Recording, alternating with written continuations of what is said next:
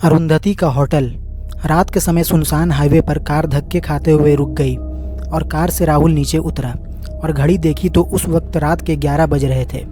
फिर राहुल ने कार का बोनेट खोला और उसे ठीक करने की कोशिश करने लगा, लेकिन गाड़ी स्टार्ट नहीं हो रही थी। राहुल ने मोबाइल से मदद मंगवानी चाहिए, पर उस सुनसान हाईवे पर नेटवर्क भी नहीं आ रहा था।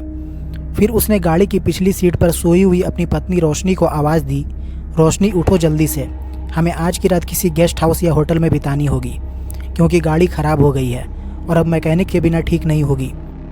हमेशा की तरह रोशनी नींद में ही बोलते हुए उठी, राहुल तुमसे एक काम ढंग से भी नहीं होता, कब से बोल रही हूँ ये तुम्हारी पुरानी खटारा बेचकर कम से कम एक सेकेंड हैंड कार ले लो।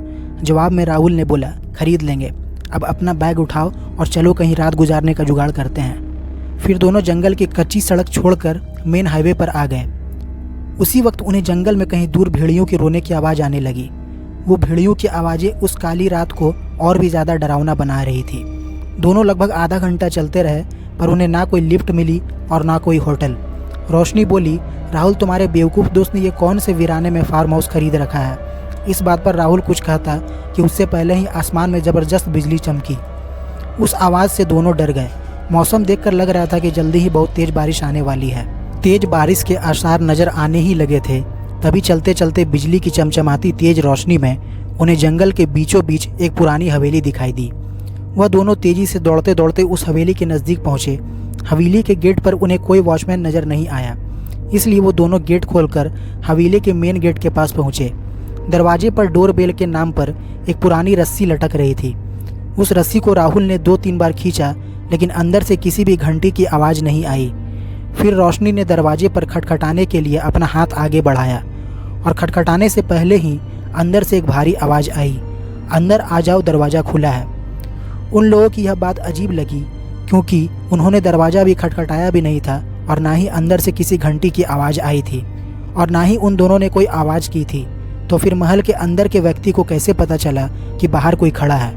फिर भी वो दोनों इस बात को नज़रअंदाज करते हुए दरवाज़ा खोलकर अंदर गए। दरवाजे को ठीक सामने झूले पर बैठकर एक औरत अपने लंबे बालों को सहला रही थी। उस औरत को देखते ही राहुल बोला, हम यहाँ से कुछ ही किलोमीटर दूर हमारे दोस्त का फार्म हाउस देखने जा रहे थे, पर बीच रास्ते में हमारी गाड़ी ख़राब हो गई और मदद बुलाने के लिए मोबाइल में नेटवर्क भी नहीं है। क्या हम आपके फ़ोन से एक कॉल कर सकते हैं? झूले पर बैठे उस औरत ने हंसते हुए कहा, ज़रूर कीजिए, लेकिन टेलीफोन ऊपर के कमरे में है।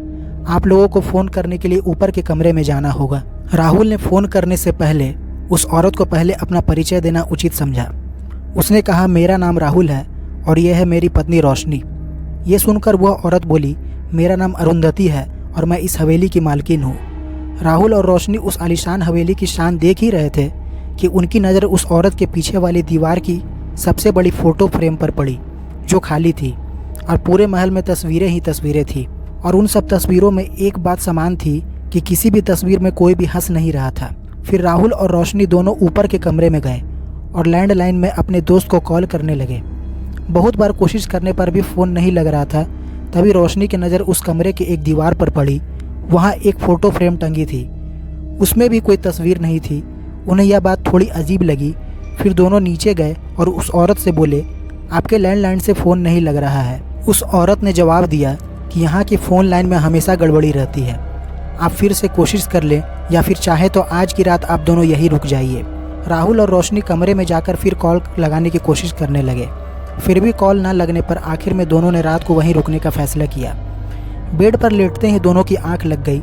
रात के ठीक 2 बजे राहुल की नींद अचानक से खुल गई और वह एक बार फिर से अपने दोस्त को फ़ोन लगाने की कोशिश करने लगा, लेकिन उस वक्त फ़ोन पूरी तरह डेड था।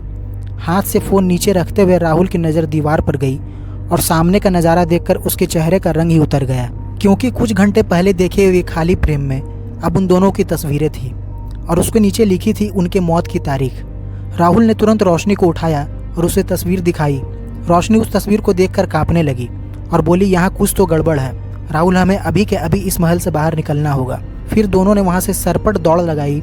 सीढ़ियों से वह दोनों तेज़ी से नीचे उतरने लगे, पर उतरते वक्त सीढ़ियों पर उन्हें लगा कि उनके साथ कोई और भी नीचे तेज़ी से उतर रहा है। अब वह दोनों काफ़ी डर चुके थे। कुछ भी करके उन्हें बस दरवाज़ा खोलकर बाहर भागना था।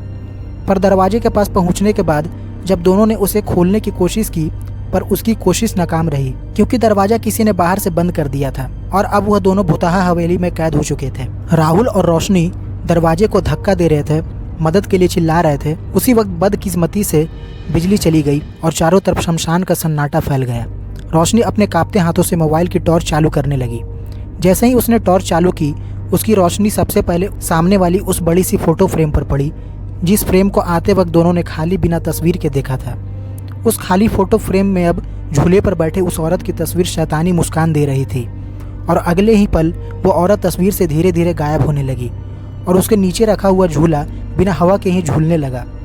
उस भयानक मंजर को देखकर रोशनी की घिग्गी बढ़ गई और राहुल बस बेसुध देखता ही रहा। कुछ ही पलों में मोबाइल भी स्विच ऑफ हो गया।